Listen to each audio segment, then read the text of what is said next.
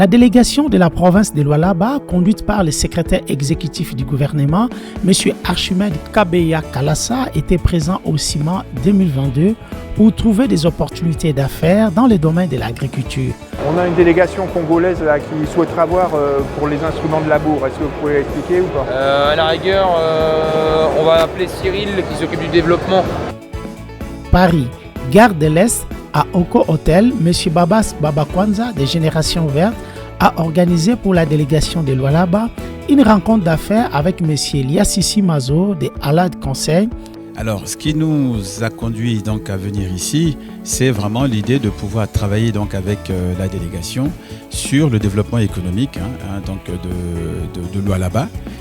Nous avons vu, nous avons palpé et nous allons prendre ces nouvelles technologies pour les amener en RDC et les amener au Lualaba. Après la visite des stands, la délégation participe à la conférence au Startup Village. C'est Hervé que je travaille beaucoup en Afrique, donc ça me fait plaisir de faire des amis africains ici. Je passe la moitié de ma vie en Afrique. Nous venons de l'Afrique. D'accord. Particulièrement du Congo. Oui. Oui. Mais comment pouvons-nous profiter de votre expérience?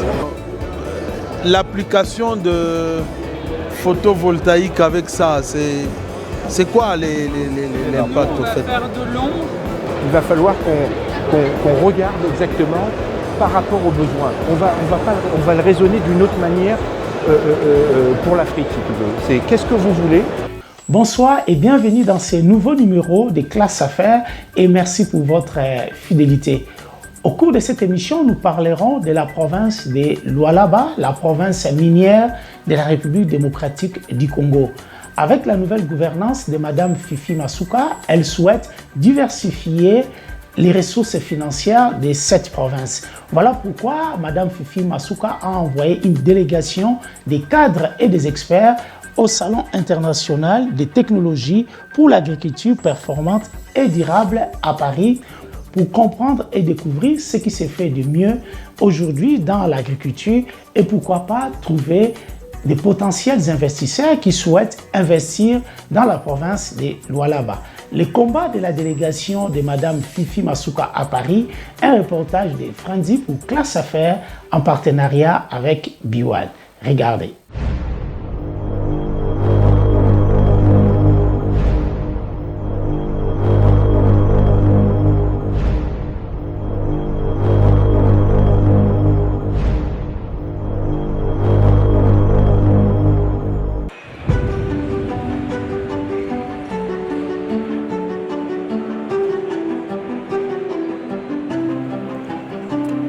À l'occasion de son 100e anniversaire, le CIMA a réuni les acteurs de l'agriculture du 6 au 10 novembre 2022.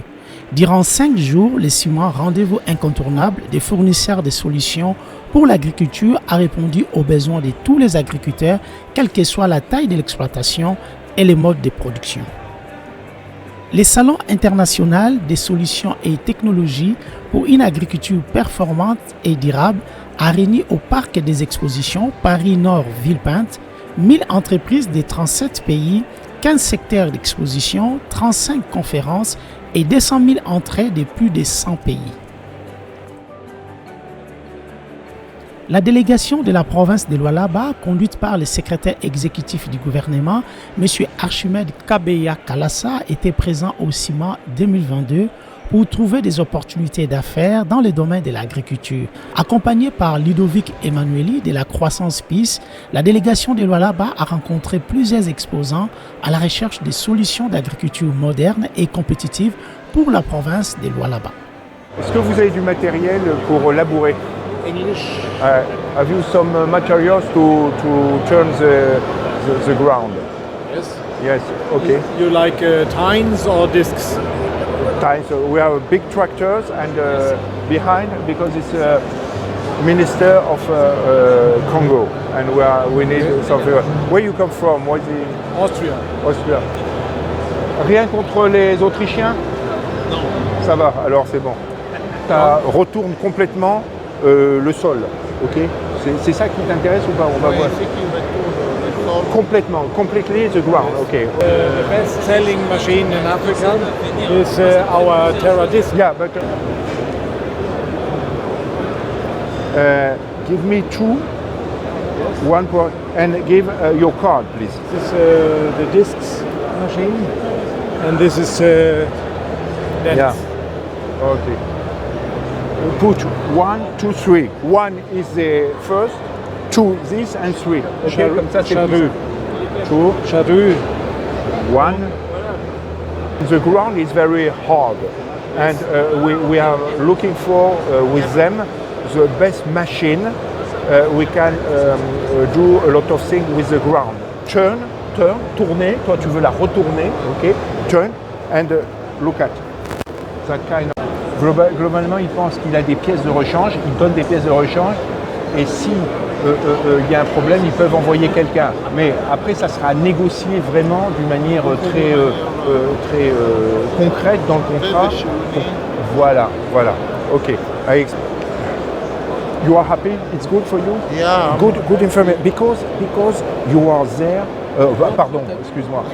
Là, on a la possibilité de voir 3 possibilités. Et c'est ça qui est important. Après, en fonction du retour que tu as et que tu peux voir avec les gens de chez toi, tu peux voir celle qui est la plus adaptée. Parce que le vrai problème, c'est de trouver ce qui est le mieux adapté et après de négocier un peu tout ça. No problem. Thanks a lot. Thank you very much. Have a good show. See you next time. See you next time. Ok. Merci, monsieur. Merci.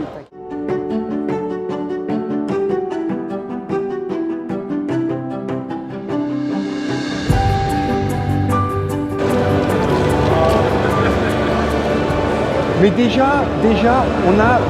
Est-ce qu'il y a d'autres points importants que tu veux? Moi, j'ai bien compris que c'était le labour qui t'intéressait.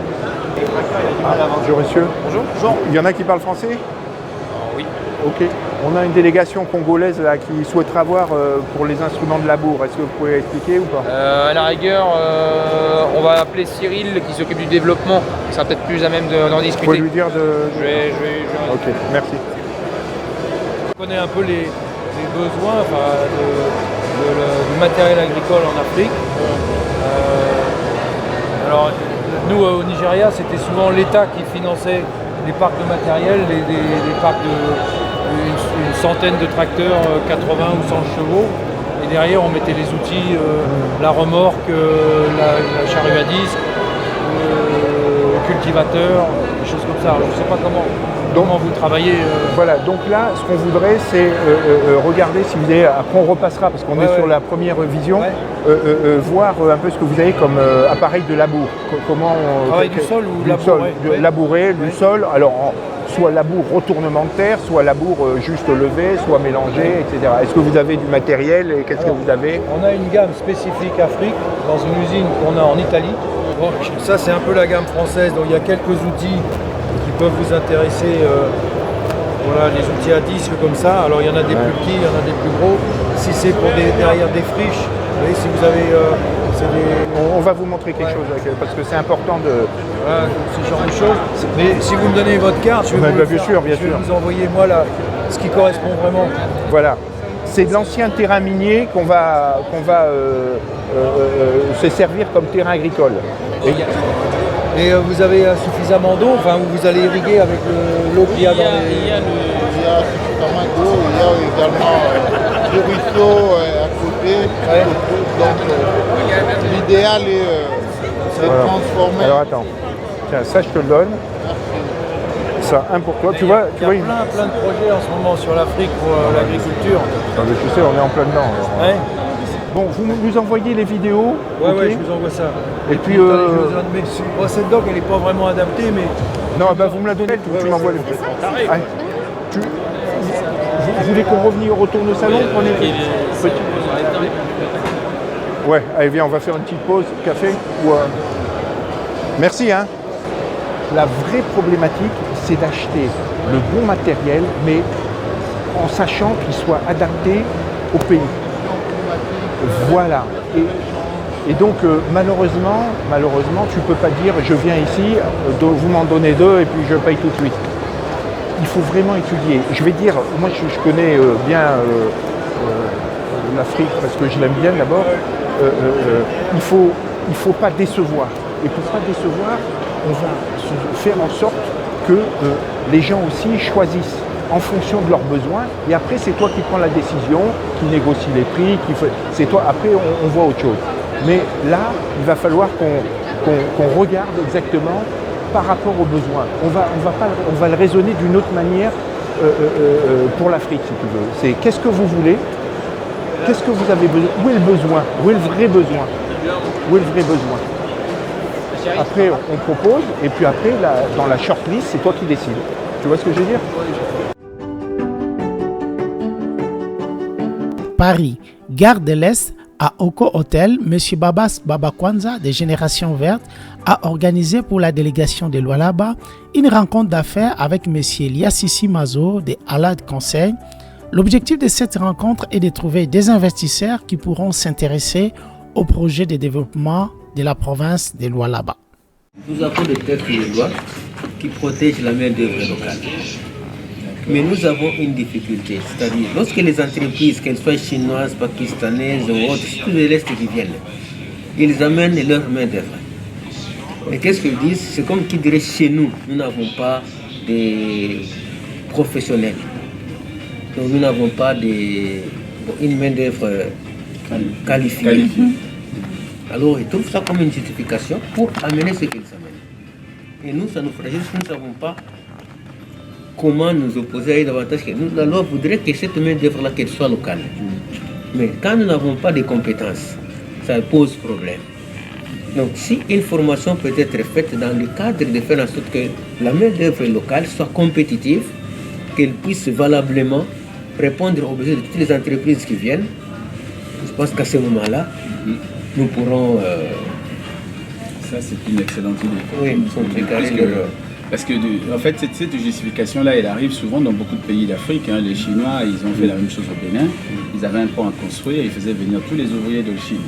En fait, les choses, et pourtant quand vous regardez bien, les compétences dont ils ont besoin pour faire ça, ce n'est pas des compétences si compliquées que ça, puisque c'est souvent des petites tâches qui sont des tâches pour lesquelles on peut former les gens avant même que la formation, en fait, le projet commence. Ça peut être quelque chose on peut étudier la possibilité d'intégrer dans des contrats avec eux la formation en amont des jeunes pour que les jeunes puissent travailler. Ça peut même on peut même leur imposer, par exemple, pourquoi pas, dans un deal, un pourcentage donné de main-d'œuvre qui est locale directement. Parce que souvent, ce sont des compétences qui ne sont pas complexes. Il y a quelques compétences qui sont complexes pour lesquelles il faut former. Mais il y a des compétences pour lesquelles on peut tout à fait imaginer que l'État de la RDC impose un pourcentage de GE qui soit de chez nous, conforme en amont de la formation, du projet, du démarrage. Ou même pendant que le projet démarre, on les intègre petit à petit dans une progression donc, pédagogique qui permet de les intégrer dans le projet pour qu'à l'avenir, qu'on se rende compte que nos jeunes, quand il y a un projet qui naît quelque part, il y a une partie des jeunes de chez nous qui travailleront dedans. Ça, moi, je pense que le plus grand problème que nous avons chez nous, c'est la mise en application de lois. Les textes existent. Je vous ai dit aujourd'hui dans notre discussion que c'est vrai, l'État aura compris qu'il était important de former les jeunes. Mais ces jeunes, nous ne sommes pas en train de les former pour les intégrer dans les sociétés publiques. Dans la plupart des cas, c'est pour que ces jeunes aillent répondre dans les sociétés privées. Or, ce sont ces sociétés privées qui, du reste, utilisent à leur niveau leur formation avec des individus de leur choix, parfois pour contourner l'imposition qui viendrait de l'État pour dire non, j'ai formé un groupe de 30 personnes, je voudrais que ces 30 personnes soient dispersées dans les différentes sociétés. Or, ceux qui viennent là, ils viennent avec une main-d'œuvre. Vous allez trouver effectivement 2-4 Chinois dans une société qui n'ont pas les mêmes compétences que certains ingénieurs qui sont formés localement. À l'avenir, Il faut choisir, il faut que vous puissiez choisir les sociétés avec lesquelles vous pouvez travailler, sur lesquelles vous pouvez compter pour qu'elles soient investies à la même hauteur que votre investissement personnel, l'investissement de l'État, dans la confiance et dans la sécurité. C'est important.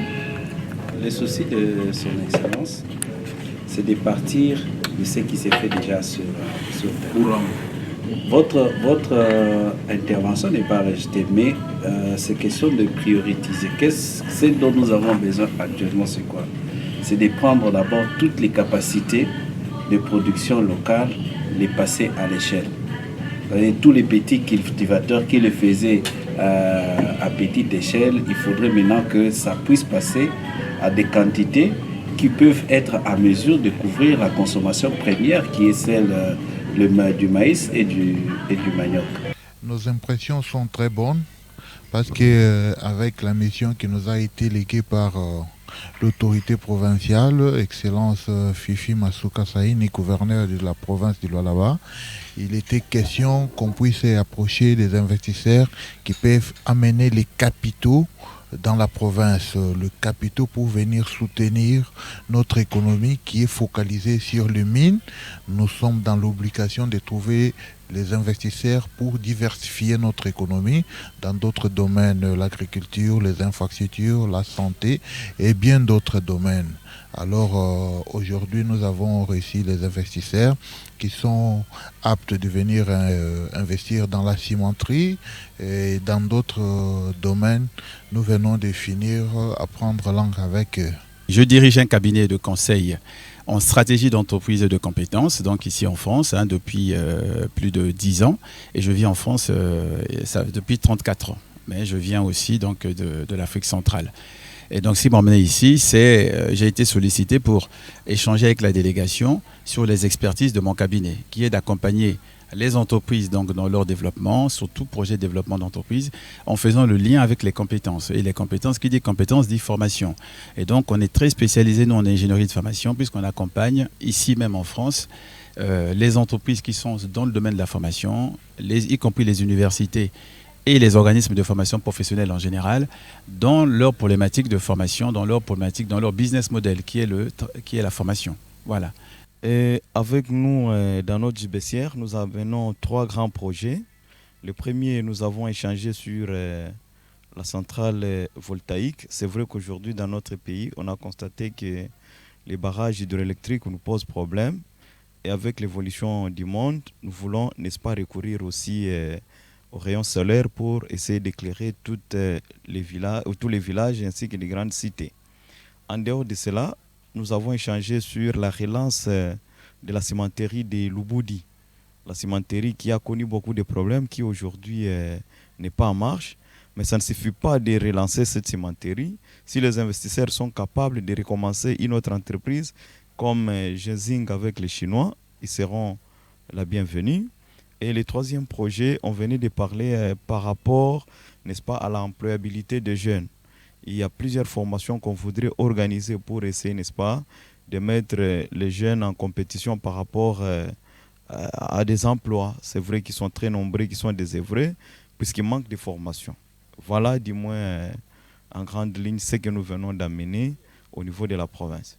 Alors, ce qui nous a conduit donc à venir ici, c'est vraiment l'idée de pouvoir travailler donc avec la délégation sur le développement économique donc de Lualaba, qui comporte plusieurs volets. Et tous ces volets-là nous intéressent en tant qu'investisseurs. Donc nous, en plus de notre travail donc de conseil, mais nous mobilisons ici en France beaucoup de partenaires qui sont des partenaires investisseurs avec qui nous travaillons depuis longtemps sur l'économie. Lualaba, c'est une terre d'espoir.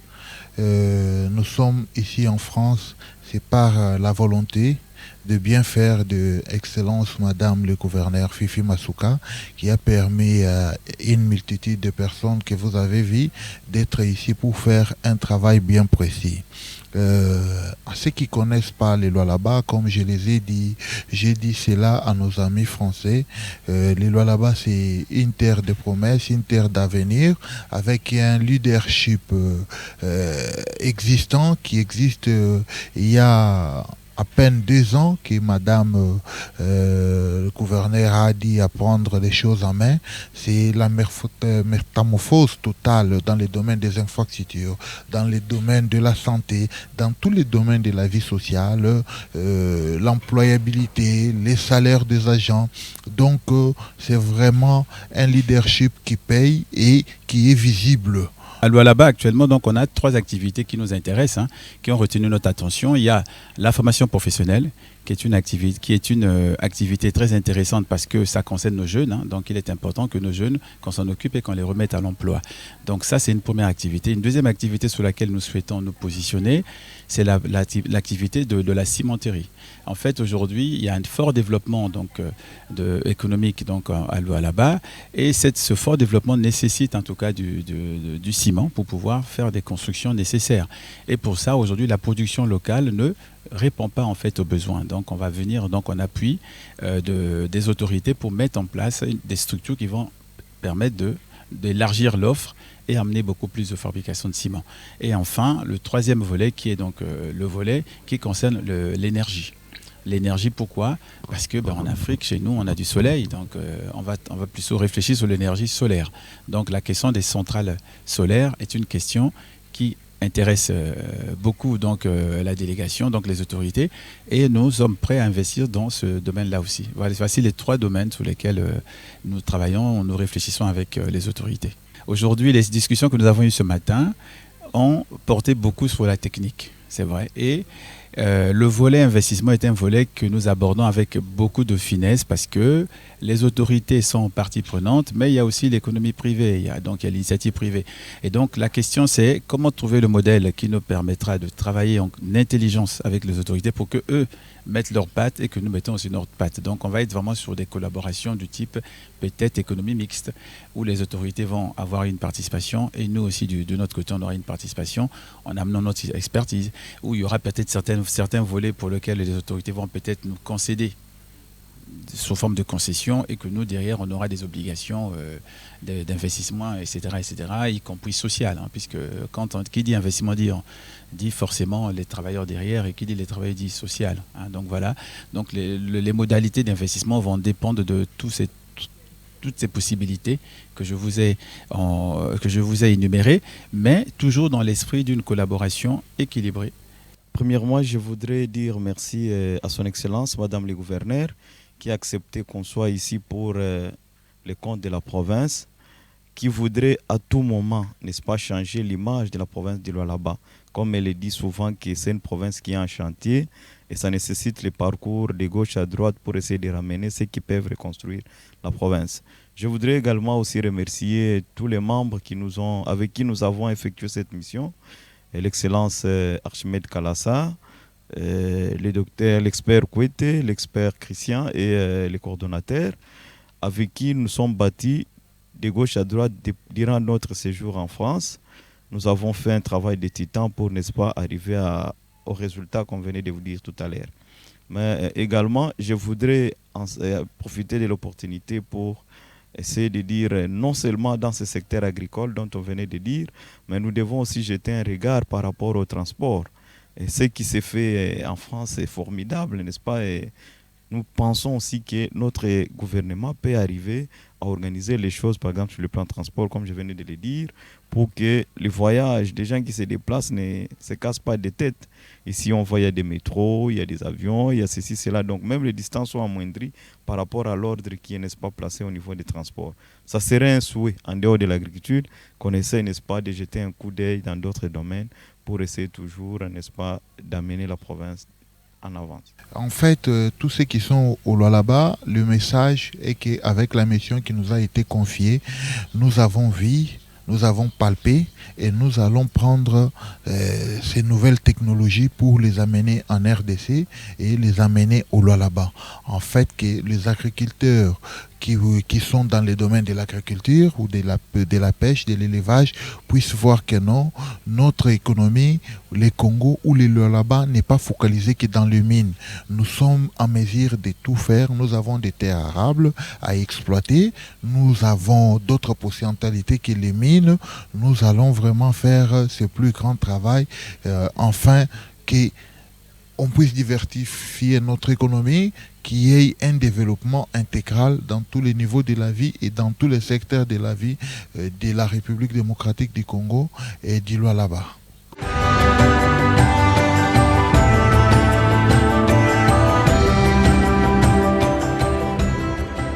De retour au Salon international des solutions et technologies pour l'agriculture performante et durable, après la visite des stands, la délégation participe à la conférence au Startup Village sur le thème « Comment diversifier vos revenus en développant la transformation de la ferme ». Je pense que les trois interlocuteurs que j'ai devant moi l'ont compris, parce que pour transformer, il faut aussi du matériel, il faut de l'argent, il faut des savoirs commercialisés. Alors pour en parler avec nous, trois personnes, Ludovic de Borpère, CEO de Socléo, Marie Rabessen, directrice développement chez Mimosa, et Lilian Sagliani, PDG de FarmLab. Donc, vous allez commencer par vous présenter, puis un petit peu ce que vous faites. Je vais commencer par Marie. Mimosa est déjà assez connue, mais peux-tu nous en dire plus et comment ce qu'apporte Mimosa dans ce secteur-là? Oui, bonjour à tous.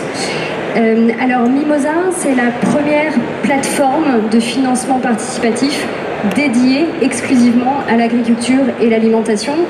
Depuis 2015, à l'année de la création, c'est plus de 6000 projets, pour donner un chiffre, plus de 6000 projets qui ont été financés en France et en Belgique par des citoyens et des entreprises à travers deux moyens.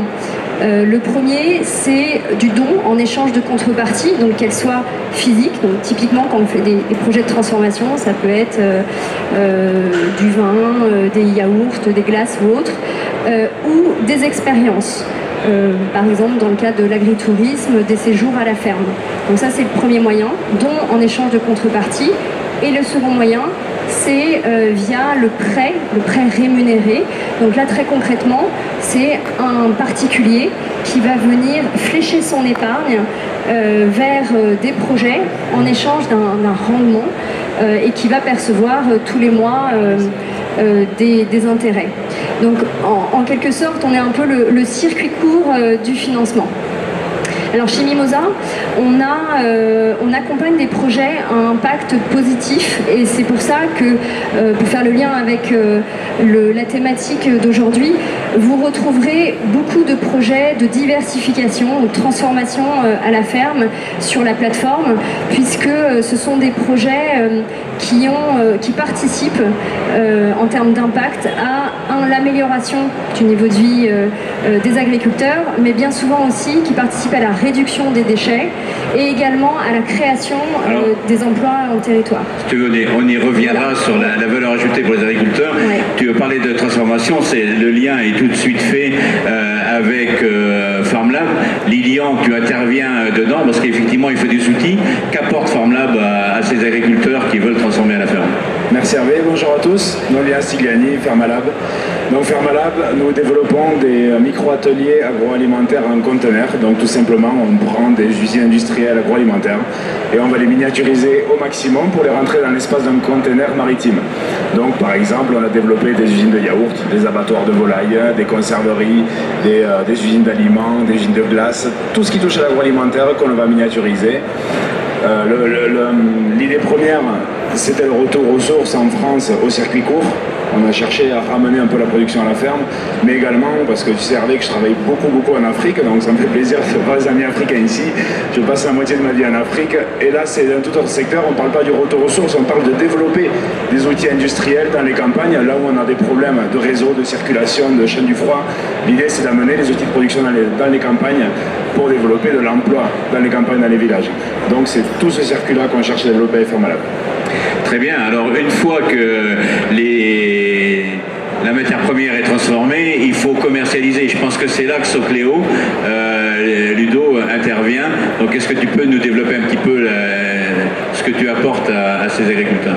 Oui, Socléo, on est partenaire logiciel des circuits courts, donc on édite un logiciel de gestion en ligne qui permet aux producteurs, aux transformateurs, aux distributeurs en circuit court de bien gérer les aspects commerciaux, administratifs et logistiques de la la distribution alimentaire de proximité. Donc les outils vraiment adaptés à ce sujet-là. Et là, depuis maintenant 3 ans, on travaille particulièrement avec les transformateurs à la ferme ou d'autres transformateurs pour bien gérer les enjeux propres à la transformation. D'accord, alors une vraie complémentarité, vous le voyez, entre tous nos 3 startups qui sont là, où on a à peu près toute la chaîne. On va développer un petit peu plus maintenant, si vous le voulez, ces éléments-là. Lilian, est-ce que tu peux nous donner des exemples, exactement ce que vous faites dans différents secteurs, comment ça se passe, comment vous équipez ces ateliers que vous montez dans les fermes? Donc globalement, l'idée, pourquoi les personnes viennent vers nous? Alors sur le marché français principalement, il y a 3 raisons principales. Donc déjà, ramener de la valeur ajoutée sur l'exploitation. On peut être producteur céréalier. L'idée, c'est de transformer un petit peu de nos produits à la ferme, aller faire de l'huile. On a développé une huilerie de tournesol, de colza. L'idée, c'est de transformer une partie, ramener de la valeur ajoutée à la ferme.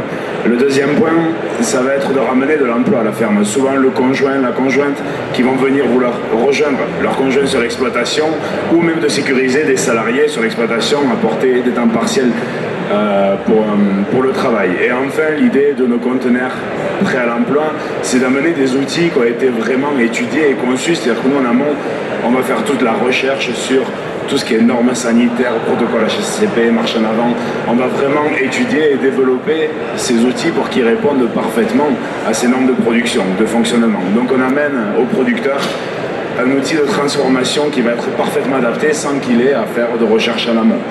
On arrive, on branche, on produit tout de suite. C'est vraiment ça l'idée. D'accord. Et Marie, donc les agriculteurs qui viennent chez vous, tu l'as dit tout à l'heure, viennent chercher à la fois un complément de financement, mais quelquefois un peu plus. Qu'est-ce qu'ils vous demandent quand ils arrivent, les agriculteurs qui veulent aller dans ce secteur de la transformation, mais peut-être d'autres aussi? Exactement. Alors effectivement, l'entrée première, c'est le financement. On vient financer les actifs et les charges nécessaires au lancement d'une activité de transformation. Là où les banques peuvent avoir un petit peu plus de difficultés à y aller, on vient partager le risque avec les banques. Ça, c'est le premier enjeu. Mais au-delà de ça, le financement participatif avec des particuliers, des citoyens qui viennent directement financer les projets, ça apporte de la visibilité en local. Et ça apporte un premier travail de clientèle, puisque tous ceux qui participent au projet, qui soutiennent financièrement le projet, sont autant de clients potentiels et d'une base de données à travailler pour demain assurer les débouchés. Et avec une vraie implication de l'agriculteur dans la recherche de ce financement. Pour avoir utilisé moi-même la plateforme Mimosa pour totalement autre chose, mais je sais qu'il faut une vraie implication de l'agriculteur. Donc il s'investit quasiment dans la commercialisation de ses produits à partir aussi de ça. Tu peux nous en dire un petit peu plus là-dessus sur la façon de vous demander aux agriculteurs de s'appliquer et comment vous les accompagnez? Oui, alors à travers l'outil du don avec contrepartie, l'agriculteur, le producteur est au cœur de sa campagne de communication et il va aller fédérer ses réseaux, ses partenaires, ses proches et ensuite vient s'ajouter des cercles autour pour venir financer le projet. Après, sur l'outil du prêt, c'est un outil un peu plus clé en main qui permet d'aller toucher tous les épargnants qui font partie de la communauté Mimosa. Alors sur le prêt, qu'est-ce que vous apportez qu'une banque n'apporte pas? Alors sur le prêt, en termes de financement, de conditions, on est un prêt qui est sans caution, sans garantie, ce qui vient là aussi aider le porteur de projet. Et on est sans assurance emprunteur, on a les mêmes possibilités en termes de flexibilité qui s'offre sur l'amortissement, sur du différé, etc. Et puis au-delà de l'aspect strictement financier, on a toute cette partie communication qui est là l'axe supplémentaire et très différenciant par rapport aux partenaires bancaires. Alors Ludo, un agriculteur qui décide de transformer et de commercialiser lui-même, il est plus uniquement agriculteur, il est à la fois agriculteur, transformateur, commerçant. Qu'est-ce qui prend le dessus dans ces 3 métiers qui peuvent s'allier mais qui sont différents? Et qu'est-ce que tu apportes toi à travers ça? C'est vrai que déjà, un producteur, il fait quasiment tous les métiers du monde, mais un producteur qui choisit d'être en même temps transformateur, il doit gérer ses stocks de matières premières, la traçabilité entre les matières premières, les produits finis, la gestion de sa fabrication. Après ça, il doit commercialiser, préparer les commandes, gérer les tournées de livraison, la facturation, l'administratif qui va avec. Donc c'est un ensemble de tâches qui sont qui peuvent facilement être extrêmement compliquées. Et donc ce qu'on leur apporte, c'est le fait d'avoir les outils pour bien gérer ces aspects-là et ne pas passer trop de temps sur toutes ces tâches administratives, commerciales et logistiques. Donc pour avoir le même niveau de professionnalisme que des gros acteurs. Et ce qui nous intéresse dans la transformation à la ferme, c'est justement c'est des ateliers, c'est des structures qui sont légères, souvent moins de 20 personnes, et donc ça leur permet d'avoir ce niveau de professionnalisme. De cet entretien, je vous ai demandé en préparant à chacun, on va commencer par toi Marie, une anecdote ou quelque chose, le projet le plus atypique que vous ayez eu les uns et les autres à financer. C'est Mimosa, de quoi te souviens-tu à ce niveau-là? Oui. En 2020, on a financé le premier abattoir mobile en France, porté par Émilie Janin, qui est une éleveuse, et qui a lancé la marque Le Bœuf Éthique. Et on a eu à cœur de financer ce projet-là avec deux collectes, une collecte en prêt à hauteur de 250 000 € et une collecte en don qui lui a permis, de lancer sa marque, mais également de l'aider à développer son réseau de distributeurs et l'outil de gestion de ces collectes, de ces tournées. Alors pour nos auditeurs, l'abattoir mobile, en fait, c'est un atelier de transformation, d'abattage, qui passe de ferme en ferme pour éviter de créer du stress chez les animaux en les transportant. C'est quelque chose de nouveau mais d'intéressant. Lilian, pour toi, ton projet monté le plus atypique? Un projet qu'on est en train de développer en ce moment, l'idée c'est d'amener une petite transformation de l'abattage et des coupes. Je vais faire un peu de teasing, tu me l'as dit en préparant, ça fait vraiment envie. T'as vu, ça donne envie. C'est un atelier qui débouche sur un autre. En réalité, c'est un atelier de découpe et d'abattage de truites. L'idée c'est vraiment d'avoir la télétransformation au pied des bassins d'élevage de truites. Et c'est en train de déboucher sur un autre atelier de caviar. L'idée c'est de pouvoir prélever le caviar directement sur les esturgeons au pied des bassins. C'est intéressant, parce qu'ouvrir des truites, c'est sympa pour les manger derrière, mais ouvrir des esturgeons, c'est quand même... Ça donne un peu plus envie, je suis d'accord. Et pour finir, Ludo, du côté de Sogléo? J'ai changé. Mon projet fétiche, c'est Invitation à la ferme. Donc c'est un réseau de 40 fermes. Sur chaque ferme, ils vont produire des produits laitiers. Donc ça peut être des yaourts, des fromages, des crèmes desserts, qui vont commercialiser dans les magasins. Et ils ont monté un réseau dans lequel ils mutualisent les approvisionnements, la marque, le packaging, les techniques de commercialisation et les liens avec justement, par exemple, la grande distribution, les enseignes Biocup, etc. Et ça leur permet, sur ces 40 fermes, de distribuer, par exemple, dans des grands magasins, Intermarché, où ils vont représenter 7% des chiffres d'affaires en produits laitiers bio. Et donc ça, c'est un projet fétiche parce que c'est vraiment les petits ruisseaux qui font des grandes rivières avec des petites fermes qui chacune maîtrisent leur commercialisation, maîtrisent leur production, et ils arrivent à faire des grandes choses, quoi. C'est bien ce que tu dis, les petits ruisseaux qui font les grandes rivières. Je pense que c'est le propre de la ferme digitale quelque part. Toutes ces startups, plus de 100 maintenant, réunies dedans. Et pour ce qui nous concerne ici, la transformation à la ferme, Mimosa pour investir dans les projets, Fermalab pour pouvoir transformer et Socléo pour commercialiser. Donc on a le package complet pour pouvoir commercialiser nos propres produits. Merci à vous trois, merci à toutes et à tous. Merci Hervé. Merci à tous.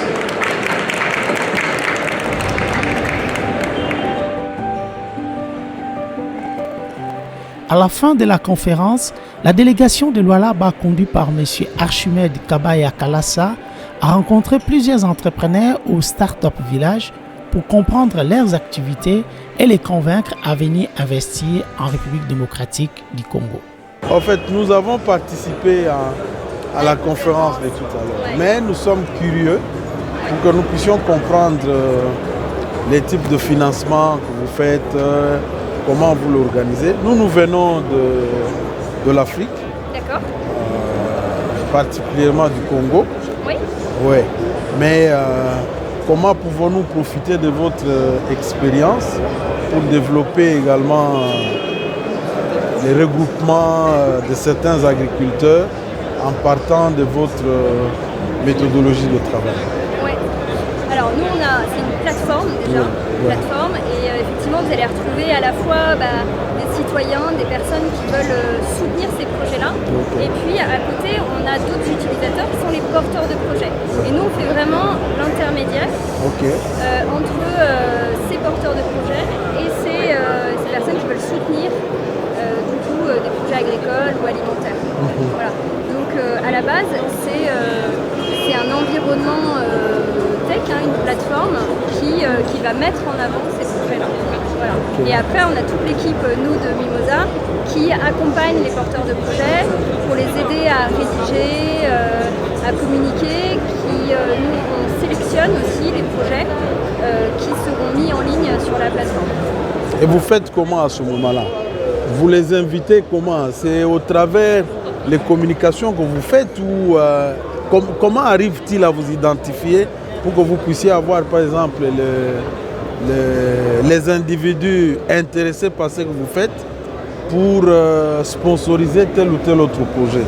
Vous le faites comment à ce moment-là? Pour diffuser nous l'information et faire que des porteurs de projets viennent là, dès le départ on a travaillé avec on a voulu bâtir un écosystème de partenaires. Donc on a été beaucoup dans tous les partenaires qui travaillaient déjà avec des agriculteurs au quotidien. Donc nous typiquement en France on a des chambres d'agriculture et de manière assez naturelle tous les porteurs de projets en agricole vont vers les chambres d'agriculture pour les aider à monter leurs projets, etc. Et donc nous on est allé voir des partenaires, des instances comme ça déjà existantes en leur disant aujourd'hui nous on a Mimosa, donc vous pouvez aussi proposer Mimosa comme solution de financement à ces porteurs de projets. Après on est allé voir les partenaires bancaires, on est allé voir tous les organismes de chaque filière, on est allé voir un ensemble d'écosystèmes, tous ceux qui sont en contact avec eux et pour diffuser l'information. Et après, on a tous les moyens un peu plus digitaux de communication sur le web, sur Google, Facebook, etc. pour aller pousser les annonces et l'information. Voilà. Et puis après, il y a des actions directes de Mimosa, des équipes commerciales pour aller chercher les projets, communiquer par voie de mail, de prospection, on peut dire. Mais c'est une expérience que vous n'avez faite que pour la France ou... Et en Belgique. En Belgique, ouais. France et Belgique. France et Belgique, exactement. Vous avez un avenir prometteur à voir les actions que vous posez sur le terrain? Nous, ça fait depuis 2015 qu'on est créé. 2015. Et depuis 2015, on a accompagné plus de 6000 projets. Ça représente plus de 90 millions d'euros financés par des particuliers, des citoyens ou des entreprises. Ça, c'est les chiffres qu'on a depuis notre création. Et ça ne va faire que grandir. 2015 et aujourd'hui 2022, 7 ans.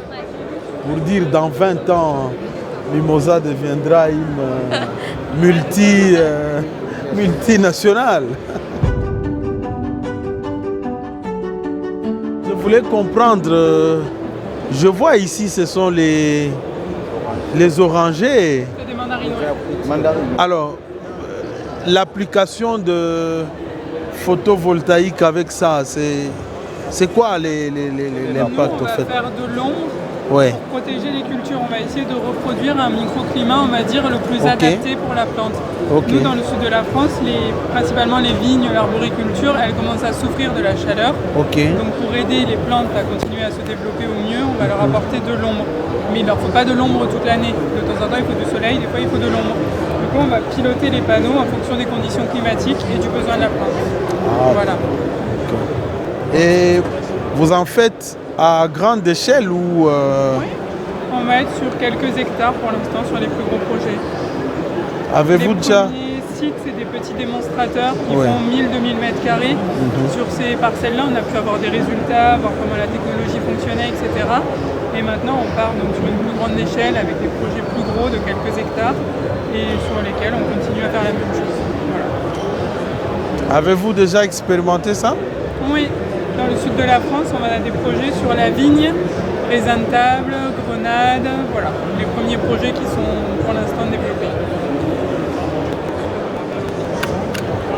Comme ça peut permettre qu'on puisse approfondir après sur voir l'histoire de photovoltaïque. On vous remercie, merci pour cette présentation et puis bon salon. Merci à vous. Merci. Nos impressions sont très bonnes dans la mesure où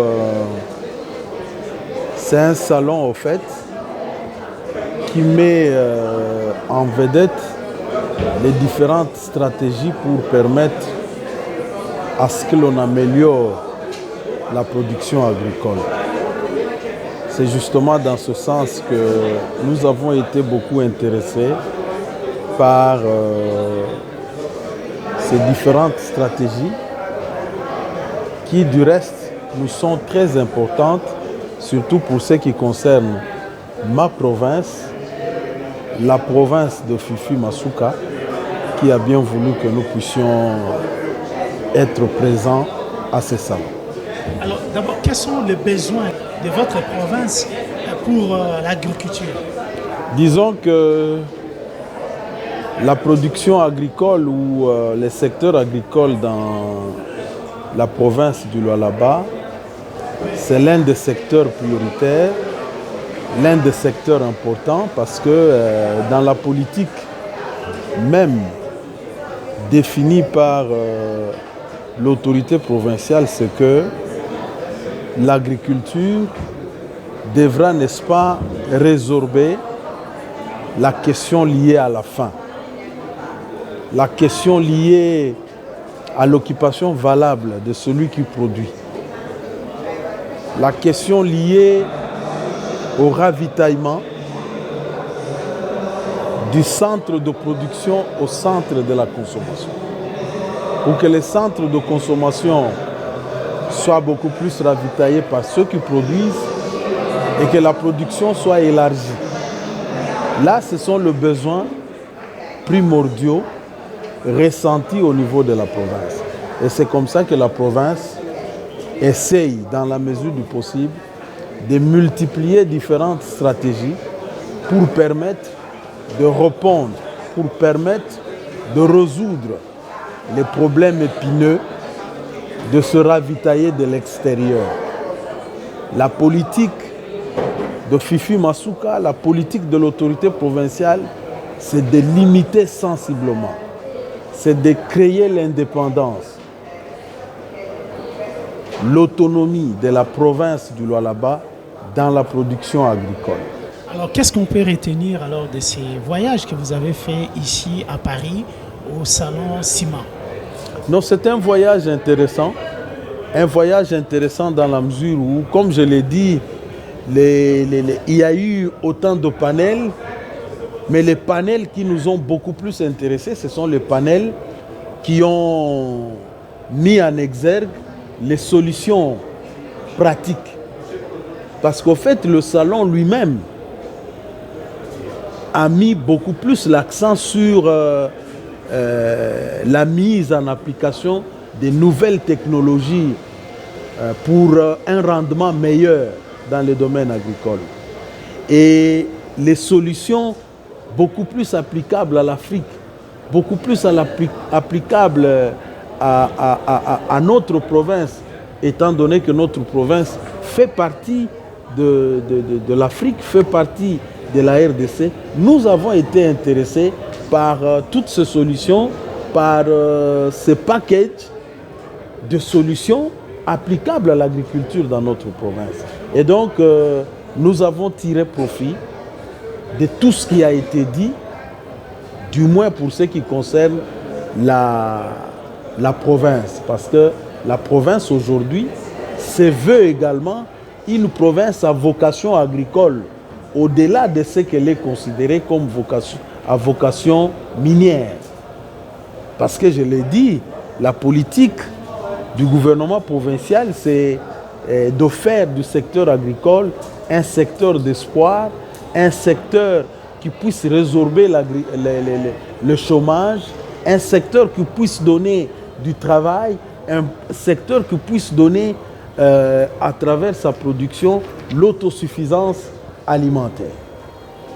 Non seulement de la province elle-même, mais aussi de toutes les provinces environnantes, de tous les pays qui font frontière à notre province.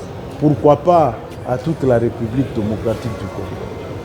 C'est ici pour nous l'occasion de dire merci.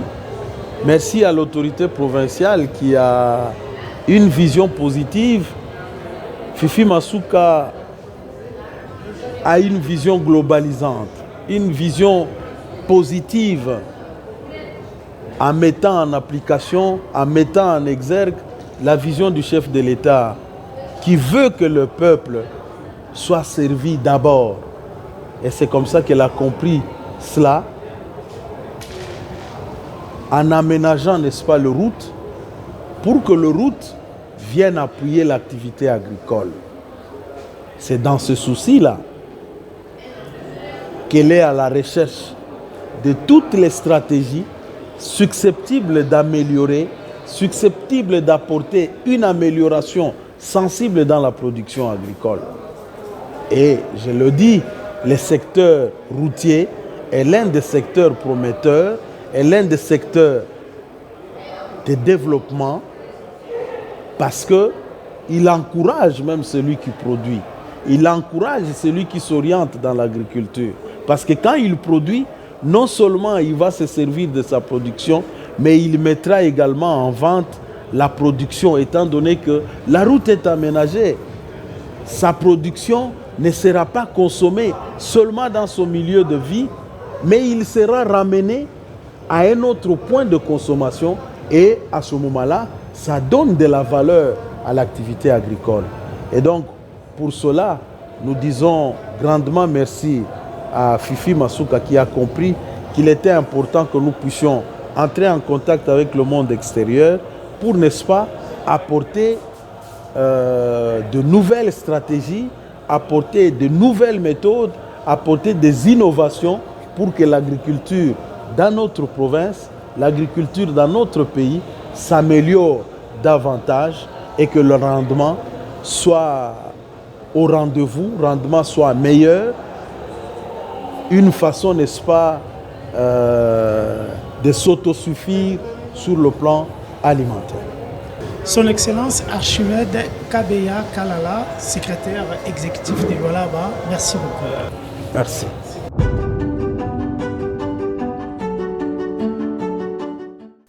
Voilà, j'espère que ce reportage vous a renseigné sur les activités de la délégation de Lualaba ici à Paris. Un grand merci à son Excellence Madame Fifi Masuka pour le travail abattu dans la province de Lualaba et d'avoir permis la réalisation de ces reportages. Merci aux équipes de Sky Media qui ont travaillé pour la réalisation de cette émission. Merci à B1 pour la diffusion. Et quant à moi, je vous donne rendez-vous la semaine prochaine à la même heure sur B1. Que Dieu vous bénisse.